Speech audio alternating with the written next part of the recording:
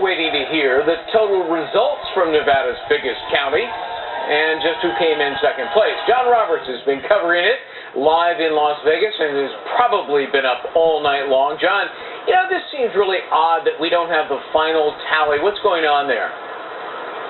It feels like we've been transported back in time a month or so back to Iowa when we were waiting until 3:30 in the morning for the results. You're right, the race is picking up steam, but other things, Greg, are going oh so slow.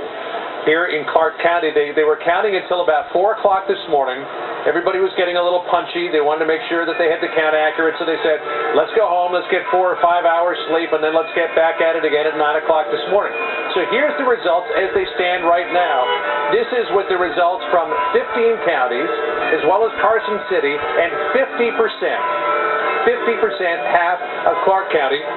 Mitt Romney's got 48%, Nuke Gingrich in second at 23%, Ron Paul in third at 19%, Rick Santorum way back and forth at 11%. Now, what's important about this, about getting the count right? You say, well, didn't Mitt Romney win? He did, but if he ups his percentage, which he is expected to in Clark County, he could get another 1 to 2 delegates, which could prove important going forward. Now, then it's a race for second place. Only 1,000 votes separate Nuke Gingrich from Ron Paul. I talked to Ron Paul's campaign. They say that they believe in many of the outstanding precincts they were beating, this is according to local reports yesterday during the caucuses, they were beating Gingrich 2-1, so they think that they could close that gap, maybe move from third position into second position. But I'll tell you, Greg, this whole thing is looking pretty bad right now. We get a lot of local GOP people who are saying, you know, this is ridiculous.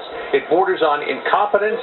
A lot of these caucuses were over more than 24 hours ago, and they're still counting. And it's also increasing the momentum for this to be the very last caucus in Nevada. They're saying what we should do in the future is hold a primary, turn it over to the state, have voting that lasts all day as opposed to caucuses that go at 9 o'clock in the morning, because a lot of people were showing up late. And then there was that so-called kosher caucus for observant Jews last evening, which a lot of people say was crashed by Ron Paul supporters who were told, hey, if you didn't participate in the caucuses during the day, come out at night. And there was even a scuffle that ensued when one fella didn't want to sign a waiver form that said that he didn't attend the caucuses for religious purposes during the day, so he didn't want to do that, but he still wanted in, and the whole thing turned out to be a bit of a mess. Ron Paul handily won that one, by the way, with 181 votes, Greg.